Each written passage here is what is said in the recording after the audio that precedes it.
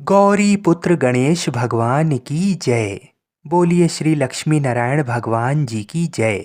जय श्री कृष्णा, राधे राधे। मित्रों, आज माघ मास के शुक्ल पक्ष का गुरुवार है और माघ मास के गुरुवार के दिन गुरुवार की व्रत कथा को सुनने से घर में सुख समृद्धि और धन संपत्ति का स्थायी वास होता है। तो आप लोग बड़ी ही श्रद्धा और प्रसन्नचित मन से इन कथाओं को पूरा अवश्य सुनिएगा। भारतवर्ष में एक प्रतापी और दानी राजा राज्य करता था। वह नित्य गरीबों और ब्राह्मणों की सहायता करता था। ये बात उसकी रानी को अच्छी नहीं लगती थी। वह न गरीबों को दान देती, ना ही भगवान का पूजन करती थी और राजा को भी दान देने से मना किया करती थी।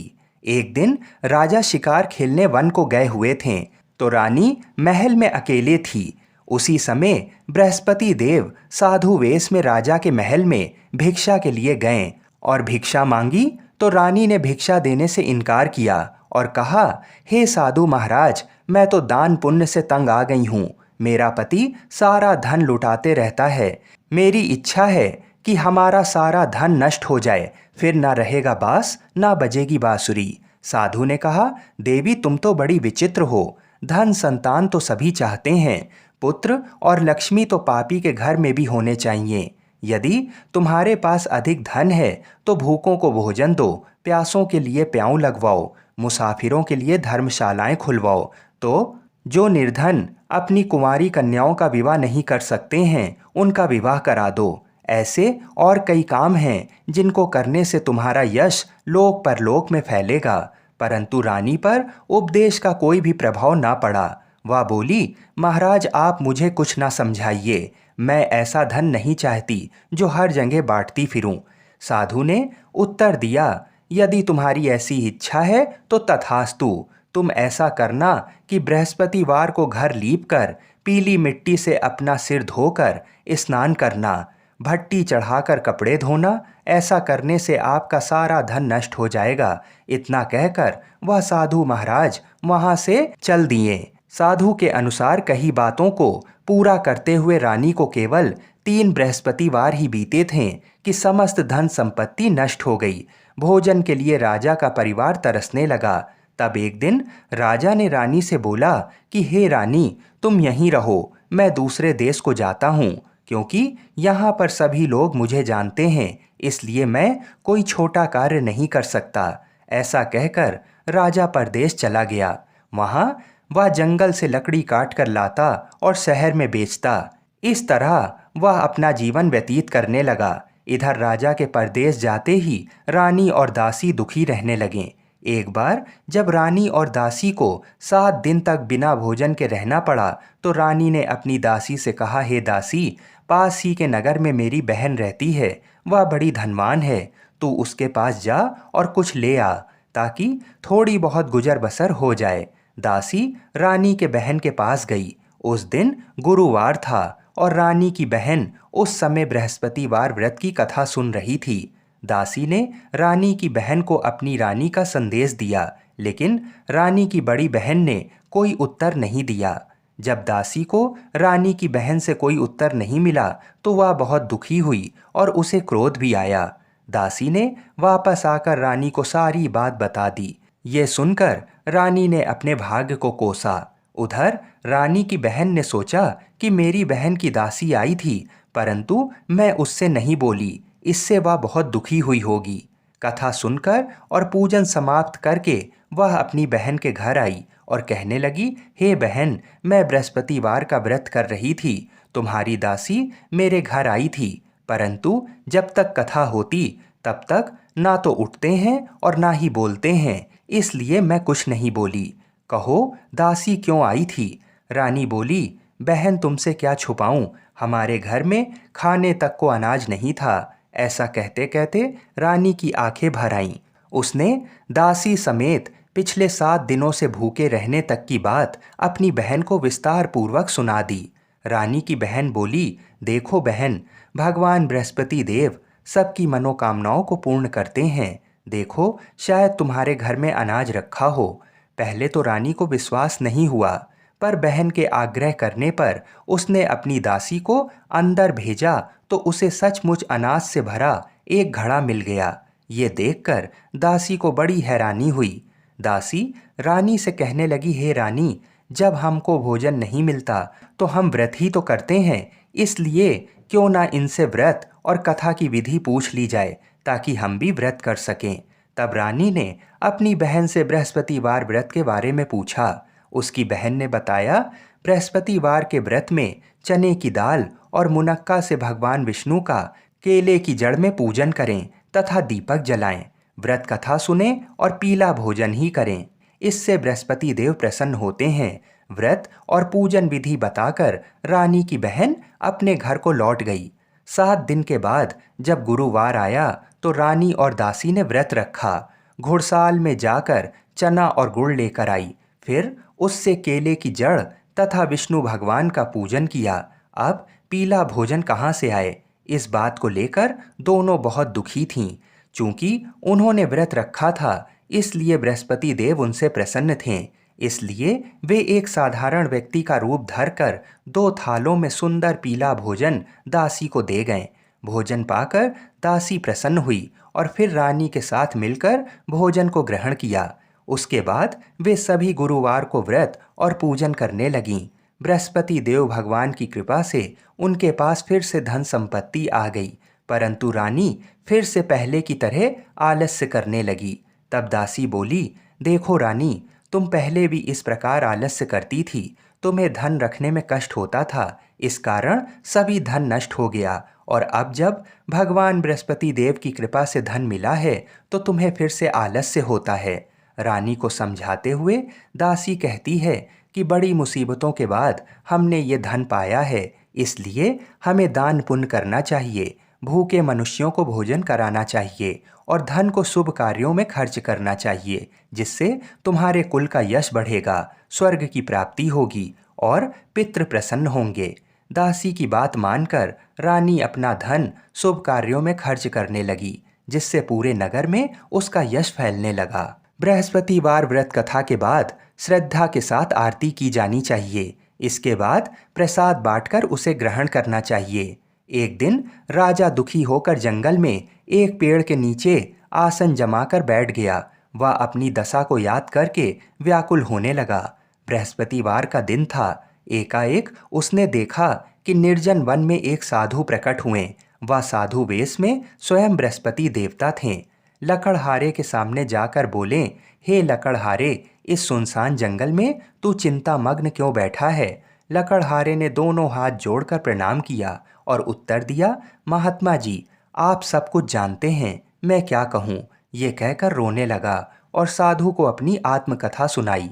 महात्मा जी ने कहा, तुम्हारी स्त्री ने बृहस्पति के दिन बृहस्पति भगवान का निरादर किया है, जिसके कारण रुष्ट होकर उन्होंने तुम्हारी ये दशा कर दी है। अब तुम चिंता को दूर करके मेरे कहने पर चलो तो तुम्हारे सब कष्ट दूर हो जाएंगे और भगवान पहले से भी अधिक संपत्ति तुम्हें देंगे।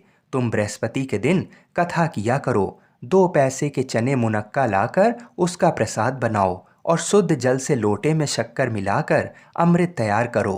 कथा के पश्चात अपने सारे परिवार और सुनने वाले प्रेमियों में अमृत व प्रसाद बांटकर आप भी ग्रहण करो। ऐसा करने से भगवान तुम्हारी सब मनोकामनाएं पूरी करेंगे।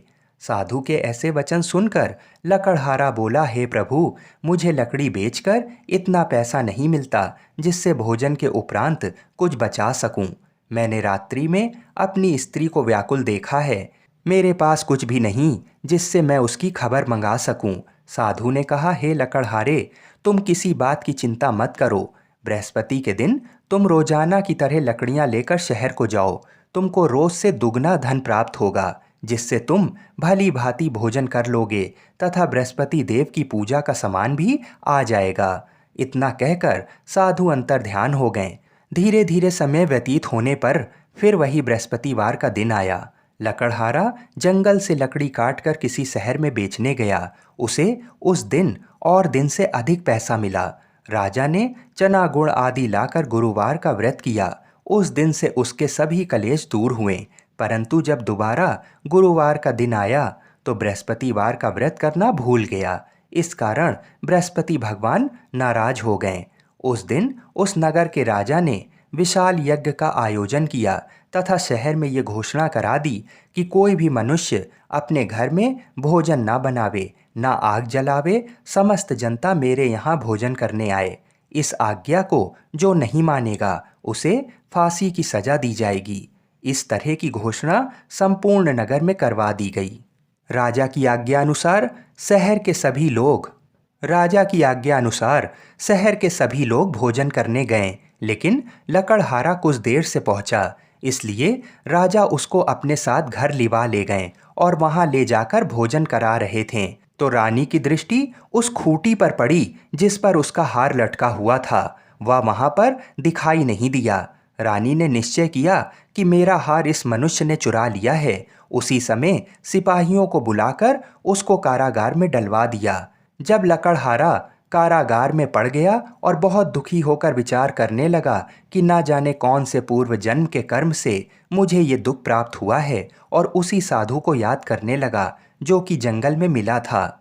उसी समय तत्काल बृहस्पति देव साधु के रूप में प्रकट हुए और उसकी दशा को देखकर कहने लगे, अरे मूर्ख, तूने बृहस्पति देव की कथा नहीं करी, इस कारण तुझे दुख प्राप्त हुआ है। अब चिंता मत कर, बृहस्पतिवार के दिन कारागार के दरवाजे पर 4 पैसे पड़े मिलेंगे, उनसे तू बृहस्पति देव की पूजा करना, तेरे सभी कष्ट दूर हो जाएंगे।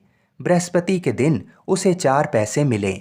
लकड़हारे ने कथा कही। उसी रात्रि को बृहस्पति देव ने उस नगर के राजा को स्वप्न में कहा, हे राजा, तूने जिस आदमी को कारागार में बंद कर दिया है वह निर्दोष है, वह राजा है, उसे छोड़ देना।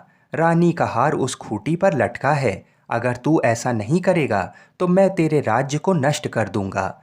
इस तरह रात्रि के स्वप्न को देखकर राजा प्रातःकाल उठा और खूंटी पर हार देखकर लकड़हारे को बुलाकर क्षमा मांगी तथा लकड़हारे को योग्य सुंदर वस्त्र आभूषण देकर विदा कर दिया। बृहस्पति देव की आज्ञा अनुसार लकड़हारा अपने नगर को चल दिया। राजा जब अपने नगर के निकट पहुंचा तो उसे बड़ा आश्चर्य हुआ। नगर में पहले से अधिक बाग, तालाब, कुएं तथा बहुत सी धर्मशाला, मंदिर आदि बन गए थे। राजा ने पूछा कि ये किसका बाग है और धर्मशाला किसकी है। तब नगर के सब लोग कहने लगे, ये सब रानी और बांदी के हैं। तो राजा को आश्चर्य हुआ और गुस्सा भी आया। जब रानी ने ये खबर सुनी कि राजा आ रहे हैं तो उन्होंने दासी से कहा, हे दासी, देख राजा हमको कितनी बुरी हालत में छोड़ गए थे।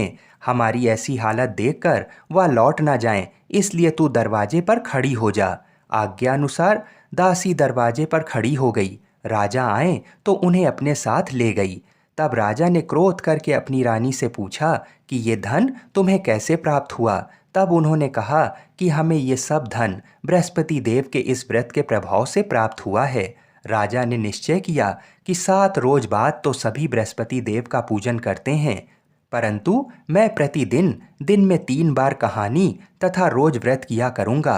अब हर समय राजा के दुपट्टे में चने की दाल बंधी रहती तथा दिन में 3 बार कहानी कहता। एक रोज राजा ने विचार किया कि चलो अपनी बहन के यहाँ हो आएं। इस तरह निश्चय कर राजा घोड़े पर सवार हो अपनी बहन के यहाँ को चला गया। मार्ग में उसने देखा कि कुछ आदमी एक मुर्दे को लेकर जा रहे हैं। उन्हें रोककर राजा कहने लगे, अरे भाइयों, मेरी बृहस्पति देव की कथा सुन लो। वे बोले, लो, हमारा तो आदमी मर गया है, इसको अपनी कथा की पड़ी है। परंतु कुछ आदमी बोले, अच्छा कहो, हम तुम्हारी कथा भी सुनेंगे। राजा ने दाल निकाली और जब कथा आधी हुई थी कि मुर्दा हिलने लगा, और जब कथा समाप्त हो गई तो राम राम करके मनुष्य उठकर खड़ा हो गया। आगे मार्ग में उसे एक किसान खेत में हल चलाता मिला।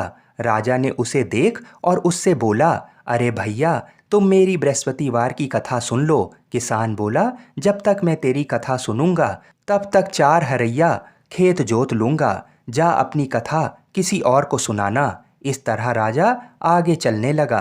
राजा के हटते ही बैल पछाड़ खाकर गिर गए तथा किसान के पेट में बड़ी जोर का दर्द होने लगा। उस समय उसकी माँ रोटी लेकर आई। उसने जब ये देखा तो अपने पुत्र से सब हाल पूछा और बेटे ने सभी हाल कह दिया।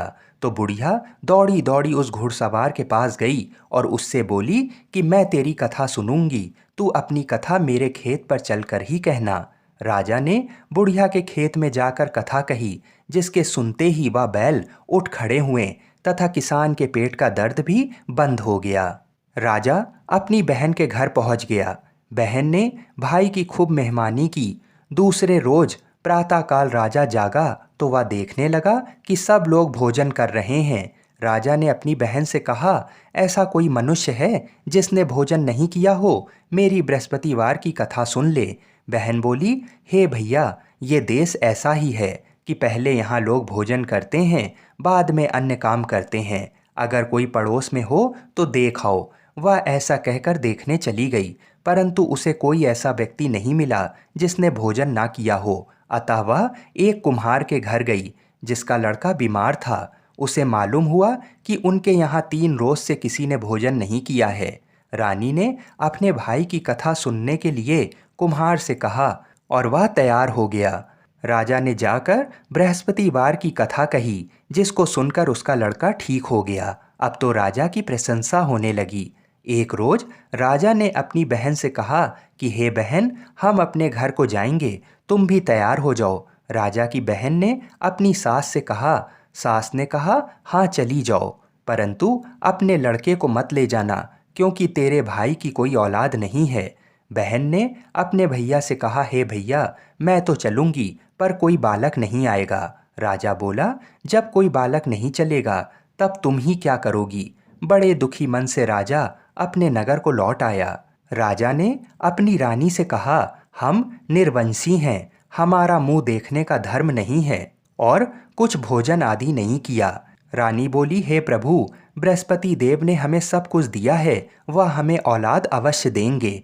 उसी रात को बृहस्पति देव ने राजा से स्वप्न में कहा, हे राजा उठ, सभी सोच त्याग दे, तेरी रानी गर्भ से है। राजा को ये बात सुनकर बड़ी खुशी हुई।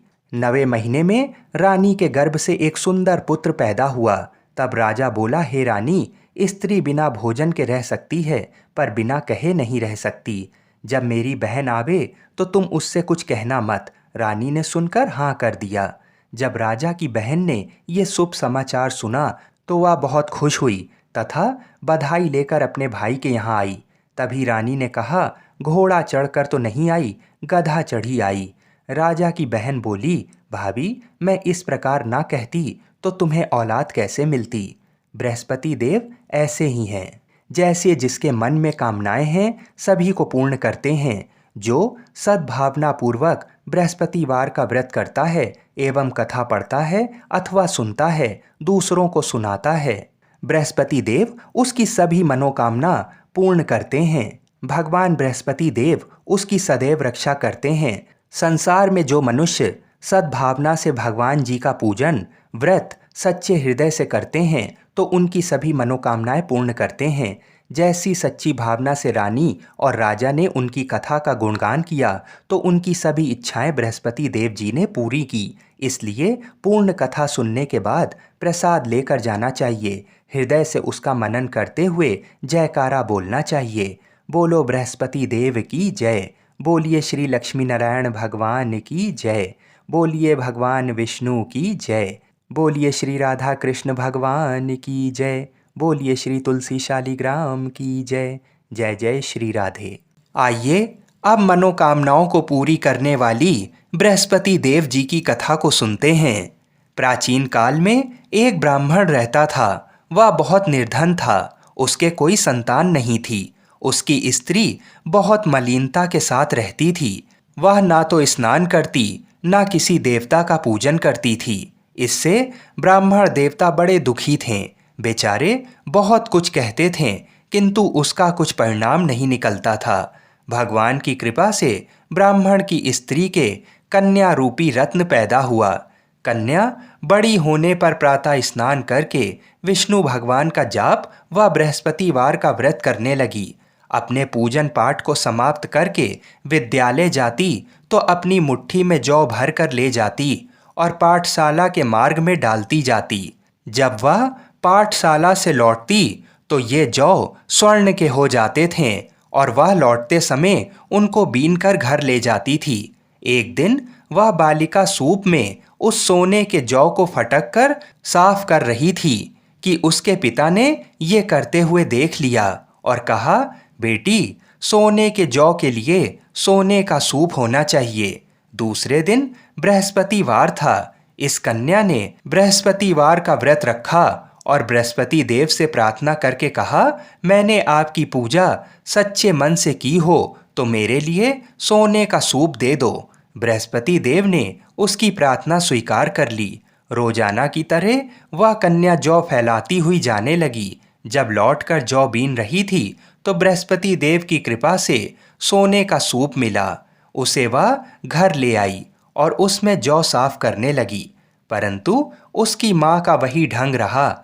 एक दिन की बात है, वह कन्या सोने के सूप में जौ साफ कर रही थी। उस समय उस शहर का राजपुत्र वहां से होकर निकला। इस कन्या के रूप और कार्य को देखकर मोहित हो गया तथा अपने घर आकर भोजन तथा जल त्याग कर उदास होकर लेट गया। राजा को इस बात का पता लगा तो अपने प्रधानमंत्री के साथ उसके पास गए और बोले, हे बेटा, तुम्हें किस बात का कष्ट है?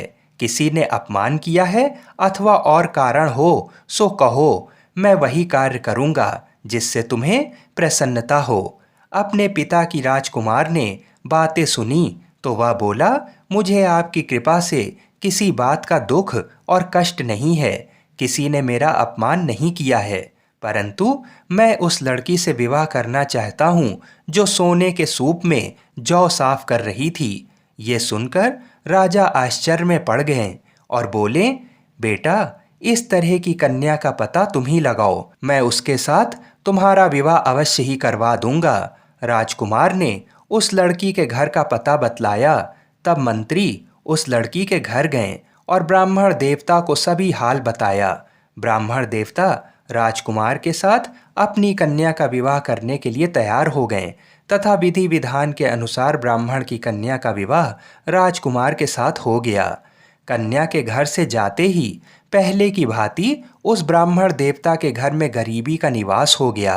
अब भोजन के लिए भी अन्न बड़ी मुश्किल से मिलता था। एक दिन दुखी होकर ब्राह्मण देवता अपनी पुत्री के पास गए। तब बेटी ने पिता की दुखी अवस्था को देखा और अपनी माँ का हाल पूछा। तब ब्राह्मण ने पूरा हाल बता दिया। कन्या ने बहुत सा धन देकर अपने पिता को अपने घर से विदा कर दिया। इस तरह ब्राह्मण का कुछ समय सुखपूर्वक व्यतीत हुआ।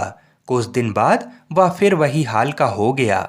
ब्राह्मण फिर अपनी कन्या के यहाँ गया और सारा हाल कहा तो लड़की बोली, हे पिताजी, आप माता को यहाँ लिवा लाओ, मैं उसे विधि बता दूंगी जिससे गरीबी दूर हो जाए।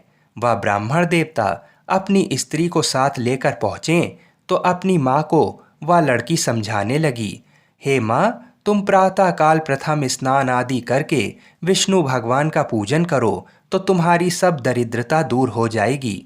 परंतु उसकी माँ ने एक भी बात नहीं मानी और प्रातः काल उठकर अपनी पुत्री के बच्चों की जूठन को खा लिया। इससे उसकी पुत्री को भी बहुत क्रोध आया और एक रात को कोठरी से सभी सामान निकाल दिया और अपनी माँ को उसमें बंद कर दिया। प्रातःकाल उसे निकाला तथा स्नान आदि करा के पाठ करवाया तो उसकी माँ की बुद्धि ठीक हो गई और फिर प्रत्येक बृहस्पतिवार को व्रत रखने लगी। इस व्रत के प्रभाव से उसके माँ बाप बहुत ही धनवान और पुत्रवान हो गए और बृहस्पति जी के प्रभाव से इस लोक के सुख भोग कर स्वर्ग को प्राप्त हुए। आप सभी लोग बड़ी ही श्रद्धा और प्रेम से बोलिए विष्णु भगवान की जय। हम ऐसी मंगल कामना करते हैं कि भगवान श्री लक्ष्मी नारायण जी और बृहस्पति देव जी तथा भगवान शिव और माता पार्वती हम सभी की मनोकामनाओं को अवश्य ही पूर्ण करें। हर हर महादेव।